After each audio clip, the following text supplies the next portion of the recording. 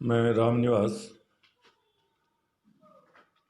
शाचार्य श्री कल्याण राजकीय कन्या महाविद्यालय सीकर। आज मैं आपको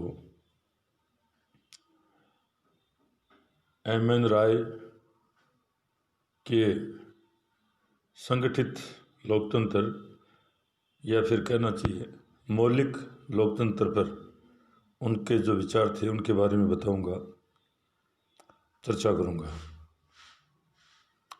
तो इस के अंतर्गत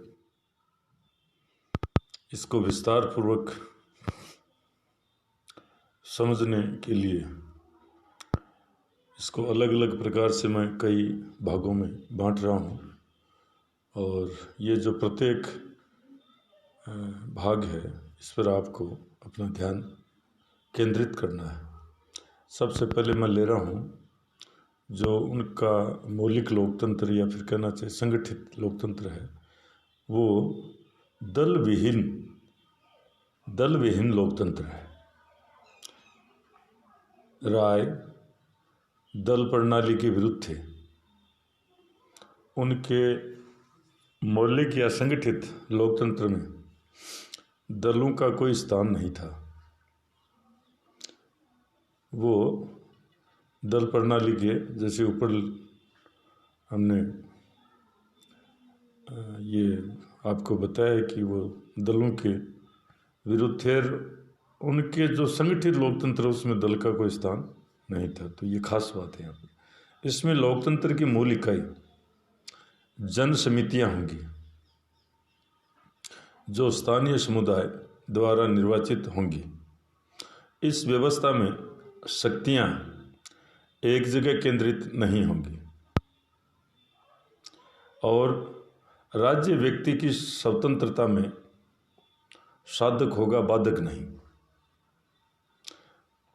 राय के स्वयं के शब्दों में शासन के विकेंद्रीकरण की कोई भी योजना तब तक क्रियान्वित नहीं हो सकती जब तक बौद्धिक क्रांति न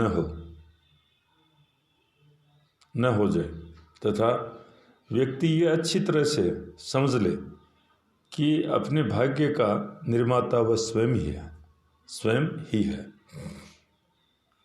तो ये उनका जो दल मुक्त लोकतंत्र, दल विहीन लोकतंत्र है, वो जो विचार जो पहला कहना चाहिए उसकी विशेषता भी हम कह सकते हैं। तो पहला उसका तत्व है दल विहीन लोकतंत्र, और दूसरा उनके जो उसका जो मौलिक प्रजातंत्र के दो लोकतंत्र है उसकी बात है, विशेषता के दो या तत्व है जन समितियाँ। मौलिक लोकतंत्र में सत्ता का प्रवाह जन समितियों के माध्यम से ही जनता में होगा।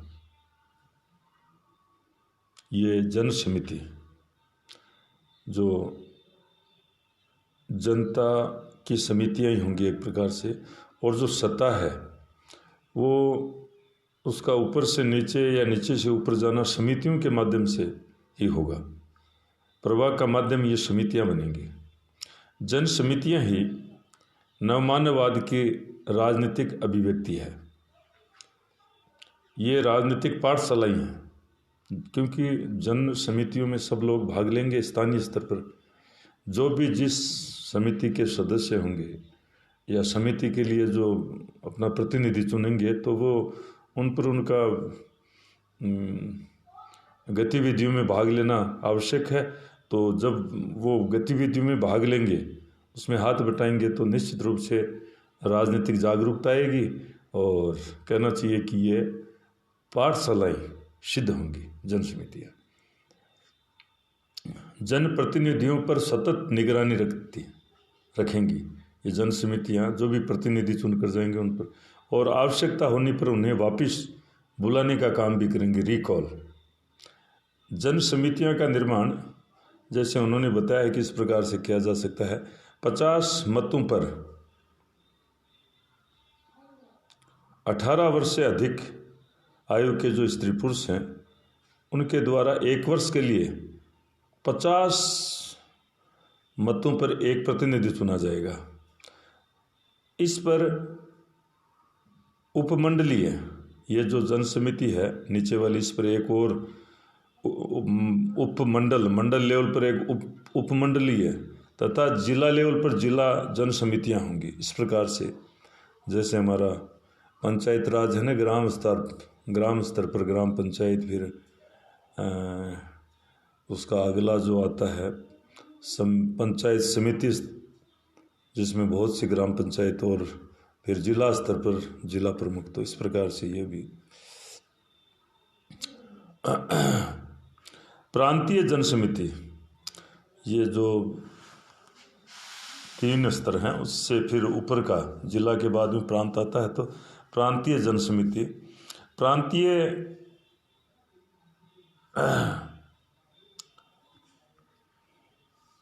स्तर पर यह समिति होगी जिसमें गवर्नर व डेप्यूटीज होंगे। ये प्रांत की सर्वोच्च सत्ताधारी होगी। इसका कार्यकाल 5 वर्ष, कहीं कहीं 4 वर्ष के बारे में भी लिखा है, हेतु वयस्क मताधिकार द्वारा होगा। जो ये प्रांतीय समिति हैं, इनका कार्यकाल 5 वर्ष के लिए महेंद्र राय साहब कहते हैं। और ये भी वो जो जिसके 18 वर्ष आयु हो गई, वयस्क एडल्ट फ्रेंचाइज के आधार पर, क्योंकि वयस्क होने पर वो अपने बारे में खूब समझने लग जाता है, उसमें ज्ञान की कोई कमी नहीं रहती है फिर। तो इसके पास संपूर्ण विधायी व कार्यपालिका की शक्ति होगी। जो ये प्रांतीय समिति है ना, इसके पास व्यवस्थापिका की, कार्यपालिका की, कानून निर्माण की, उनको लागू करने की सारी शक्तियाँ होंगी। इसके बाद में बात करेंगे नियंत्रण। संगठित लोकतंत्र में मंत्रिमंडल भी होगा, परंतु उनके हाथों में शक्तियों के केंद्रीयकरण को रोकने के लिए निरीक्षण समितियां की व्यवस्था होगी। गवर्नर पर नियंत्रण के लिए 40% सदस्य उसके प्रत्यावर्तन की मांग कर सकते हैं, जो कि निर्वाचकों के जनमत संग्रह द्वारा जन समितियां वास्तविक शक्तियों का प्रयोग करेंगी। यदि गवर्नर है वो ठीक प्रकार से काम नहीं कर रहा है, तो उसके जो प्रांतीय समिति के 40% सदस्य हैं, वो एक जनमत संग्रह जो निर्वाचक उनसे वो अपेक्षा करेंगे, लिख कर देंगे, और ये जो जन समितियाँ हैं, यही वास्तविक शक्तियों का प्रयोग इसमें भी करेंगी। तथा विधायक व संसद सदस्य केवल उसके हितों के प्रवक्ता होंगे। दलों के अभाव में प्रतिनिधि केवल जनता के प्रति ही उत्तरदायी होंगे। देखो, जहाँ दलीय व्यवस्था होती है ना, वहाँ हमारे प्रतिनिधि चुनाव के बाद में जनता जिसने वोट दिया है, निर्वाचित किया, उसकी ज़्यादा परवाह नहीं करते हैं कि अब तो 5 साल के लिए हम चाहे जैसे करेंगे। पर वो दल के प्रति बड़ा दलीय अनुशासन में, वहाँ पर पार्टी का व्हीप है और है, तो वहाँ वो उसके प्रति, पर जहाँ दल नहीं होगा तो वो प्रतिनिधि केवल अपने जनता के प्रति ही उत्तरदायी होंगे, और किसी प्रकार से उस पर कोई नियंत्रण नहीं होगा। जनता ही उनको नियंत्रित करेगी और वो जनता के प्रति ही पूरे समय के लिए कार्य करेंगे और उत्तरदायी होंगे। किसी अन्य सत्ता के लिए उनको विवश नहीं किया जा सकेगा। तो स्थानीय जन समितियों की मांग पर, उनका बहुमत होने पर गवर्नर प्रांतीय जन समिति को भंग कर सकता है। स्थानीय जन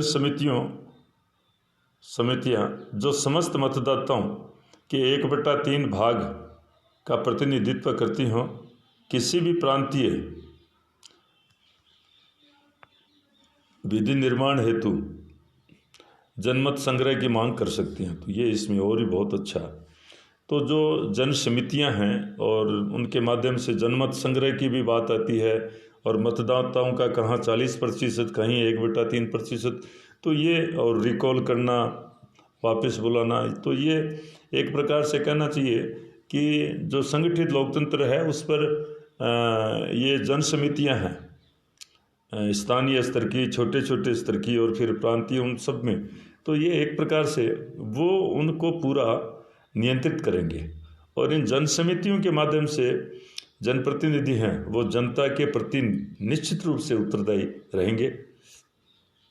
संक्रमण काल, तो ये थोड़ा सा के लाने के लिए एक ट्रांजिशनल पीरियड भी होगा।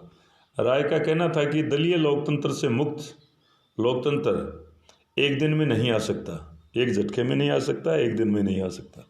ये परिवर्तन धीरे धीरे होगा, और धीरे धीरे भी किस प्रकार से होगा? बौद्धिक स्तर को बढ़ाना होगा, लोगों का बौद्धिक स्तर बढ़े। और ये निश्चित बात है कि जो भी लोकतंत्र है, संगठित लोकतंत्र के दो मौलिक लोकतंत्र, वो शिक्षा के अभाव में उसका संचालन नहीं हो सकता, संभव नहीं है।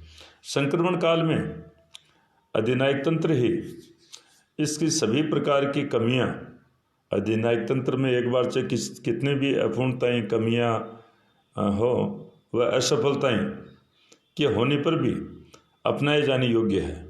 इस काल में जैसे अधिनायक प्लेटो का दार्शनिक शासक है, उसके हाथ में भी वो सारी शक्तियां देता है, एक प्रकार से वो भी अधीन, पर वैसा यहाँ नहीं रखा गया। इस काल में सृजनात्मक क्षमता व बौद्धिक तथा नैतिक दृष्टि से उच्च व्यक्तियों द्वारा राज्य के उच्च पदों को ग्रहण किया जाएगा। तो ये संक्रमण काल में ये कार्य होगा। आर्थिक संरचना, मौलिक लोकतंत्र में समाज का आर्थिक पुनर्गठन इस प्रकार से होना चाहिए कि व्यक्ति के शोषण की समस्त संभावनाएं समाप्त हो जाएं, कि किसी भी प्रकार से कोई भी व्यक्ति या कोई संस्था एक मनुष्य का शोषण न कर सके। तो शोषण से मुक्ति की जो संपूर्ण व्यवस्था है वो इसमें एम.एन. राय साहब के जो आर्थिक संरचना है, उन्होंने जो आर्थिक विचारों के अंतर्गत, तो उसके वो सारे उपाय हैं। वह बौद्धिक व अन्य गुणों के विकास के लिए भौतिक आवश्यकताओं की उचित पूर्ति पूर्व शर्त है। एक आदमी कितना ही विकास करे, कितना ही उसकी बौद्धिक क्षमता हो, तो उसके लिए जो उसका थोड़ा सा भोजन पानी का है, भौतिक आवश्यकताएं हैं, वो भी तो पूरा करना होगा ना, पूरे करने होंगे। तो उसके लिए भौतिक आवश्यकताओं की पूर्ति जो एक पूर्व शर्त के रूप में ये राज्य का दायित्व होगा, इसके माध्यम से, और उनके आर्थिक व्यवस्था में किसी का शोषण नहीं होगा, किसी भी प्रकार का शोषण नहीं होगा, और सब मनुष्यों के की आवश्यकताओं की एक अच्छे अनुपात में उनकी पूर्ति भी होगी। शिक्षा, राय के शब्दों में बौद्धिक क्रांति संगठित लोकतंत्र की पूर्व शर्त है। राजनीतिक रूप से जागरूक जनता ही संगठित या मौलिक लोकतंत्र को सफल बना सकती है। नागरिक व राजनीतिक शिक्षा के लिए जन समितियाँ एक सफल प्रशिक्षण स्थल प्रमाणित होंगी। तो एम.एन. राय साहब के विचारों को आगे बढ़ाने के लिए, उनके क्रियान्वयन के लिए, या जो सिस्टम में जो भी वो परिवर्तन ला रहे हैं, तो उसके लिए जो उनका मौलिक लोकतंत्र है, शिक्षा, लोगों का बौद्धिक स्तर और नैतिक स्तर बहुत ऊंचा होना चाहिए, तभी जाकर ये जो वो कह रहे हैं वो सारी बातें संभव हो सकेंगी। और जो व्यक्तियों की नागरिक और राजनीतिक शिक्षा है, वो शिक्षा जन समितियों के माध्यम से मिल जाएगी, क्योंकि जैसे उन्होंने कहा ना, 50 व्यक्ति मतदाताओं पर एक जन समिति का एक प्रतिनिधि जन समिति के लिए चुना जाए, तो वो स्थानीय स्तर पर बहुत 50 पर एक तो काफ़ी उनका वो कहना चाहिए कि उनके प्रत्यक्ष नियंत्रण में रहेंगे, कनेक्शन बराबर बना रहेगा। ये नहीं कि आज दिखाई देने के बाद में 6 महीने तक दिखाई नहीं देंगे, ऐसा इसमें नहीं होगा। और ये जन समितियाँ हैं, उसमें जो भागीदारी होगी, आदान प्रदान होगा विचारों का, कार्यस्थल पर जाकर अनुभव होगा, तो निश्चित रूप से ये अच्छा प्रशिक्षण ट्रेनिंग सेंटर साबित होंगी। और कहना चाहिए कि अहमद राय साहब ने इस प्रकार से ये इन सारी चीज़ों को लिया है, रखा है। एक प्रकार से उन्होंने मानव को समग्र रूप से समझने का और उनके उसके अनुसार कि वो ज़्यादा से ज़्यादा अपनी प्रतिभा का परिचय किन किन संस्थाओं के माध्यम से और किस किस प्रकार से दे सकता है, तो ये इसके अंतर्गत भी उन्होंने थोड़ा सा ये कहने का प्रयास किया है। और एक प्रकार से कहना चाहिए कि ये एक आदर्श के रूप में देखा जाए, आदर्शात्मक एक व्यवस्था के रूप में इसको समझने का प्रयास किया जाए तो बहुत बहुत अच्छा है। और इसके साथ ही मैं मेरी वाणी को आपका धन्यवाद ज्ञापित करते हुए विश्राम देना चाहूँगा। धन्यवाद।